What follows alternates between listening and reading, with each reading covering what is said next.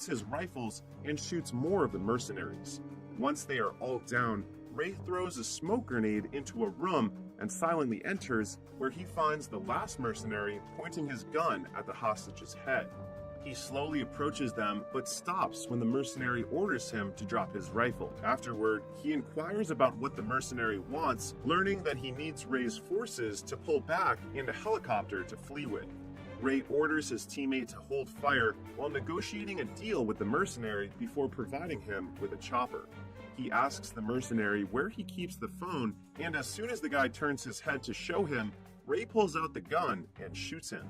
This leads Ray and his troops to a successful rescue operation as they get their target hostage secured from the mercenaries.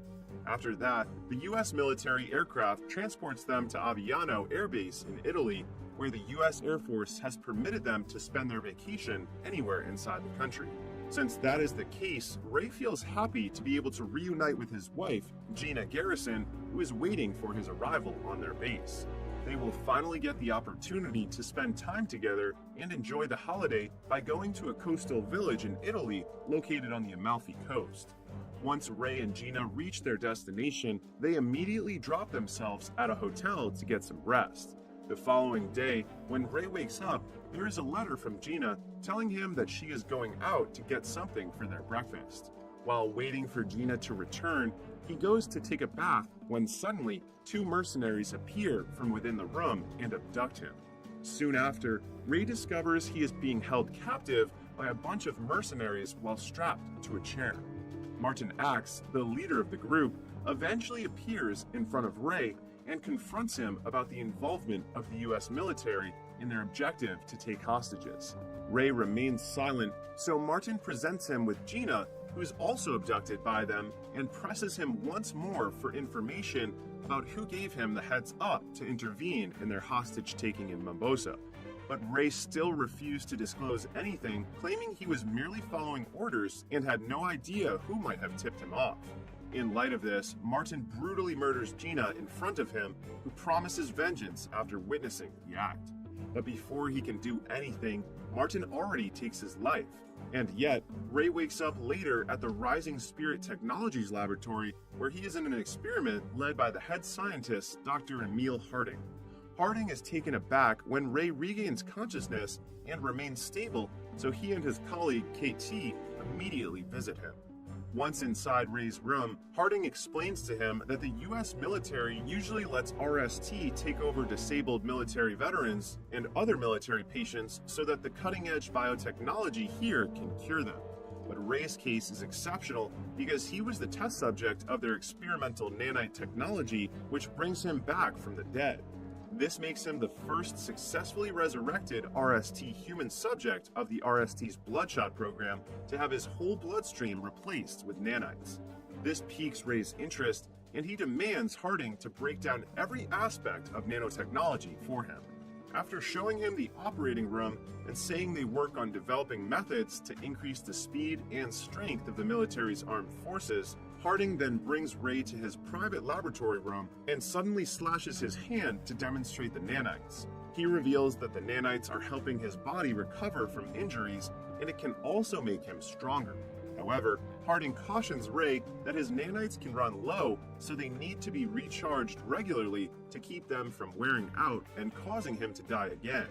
As the demonstration is over, he brings Ray to the rehabilitation center, introducing him to fellow patients like former US Army Ranger Marcus Tibbs, who enhanced his sight with ocular prosthetics, and former Navy SEAL Jimmy Dalton, who engineered his feet. Even though Ray has already met KT, a female ex-swimmer for the United States Navy, Harding introduces her again, saying that KT's enhancements are her larynx and trachea, which allows her to breathe through clavicle-mounted respirations. Later at night, Ray struggles to sleep because he dreams of Gina and Martin and gets out of bed. He goes to the rehabilitation facility to work out, but stops when he sees KT taking late-night diving. They chat and both decide on having a drink to relieve themselves from trouble sleeping. While imbibing, Ray unexpectedly hears the music Martin played while killing them, and he is immediately taken back to the moment when his wife was murdered. This prompts him to leave the RST and seek revenge for Gina's death by killing Martin. He hacks into RST's system with his nanites and utilizes the information to pinpoint Martin's precise location. When Ray learns that he is in Budapest, Hungary, he doesn't waste much time getting there and killing everyone connected to Martin, including the security personnel. Meanwhile, Harding observes Ray on the RST computer screen, witnessing firsthand how effectively Ray dispatches his targets. It is then revealed that Harding plots on making the Bloodshot program successful and eliminating every former associate who betrayed him, using Ray as his weapon. Therefore, he issues an instant order to KT, Tibbs, and Dalton to take Ray back to the facility. Once Ray returns, Harding puts him to sleep and orders Eric, his co-scientist, to begin resetting his nanites and alter his recollection of Gina's death, replacing the person who kills her from Martin to a person named Nick Barris. KT protests this plan of Harding, but he ignores her and even threatens to shut her enhancements down if she tries to get in the way. When Ray awakens again with no memories, Harding pretends to be surprised again and begins reintroducing RST and the new developments in his body. As Harding continues to speak, Ray starts recalling Gina's death, in which he accuses Barris of kidnapping and brutally killing her. Livid, Ray leaves the RST again and follows Barris to East Sussex using his nanites. However, as Harding observes Barris's hideout via computer, he becomes suspicious seeing an unfamiliar man conversing with Barris. So he asks Eric about him and learns that he is Wilfred Wiggins, a skilled programmer and an open source contributor to many of his innovations, including the nanites. This alarms Harding and KT, but their worries escalate when they find out that Wiggins is ordered by Barris to come here because Barris can't stop panicking, knowing that Harding will send someone to kill him. He forces Wiggins to place an electromagnetic pulse bomb that can incapacitate Ray in the room. Wiggins then sets it in motion and hands Barris the remote, telling him to wait until the EMP bomb is fully charged before detonating it. Once Barris fully notes the instruction, he orders Wiggins to leave and return to his office. Harding immediately orders Ray to stay away from the place, but something is intercepting their signal. Meanwhile, Ray finally reaches Barris's office and starts accusing him of the murder of his wife, which makes Barris confused, explaining that he is not involved with the murder and the RST is probably lying to him. But with his rebooted memory, Ray refuses to believe Barris and unhesitatingly shoots him. He then attempts to leave the office when suddenly Wiggins activates the EMP bomb using the other remote control.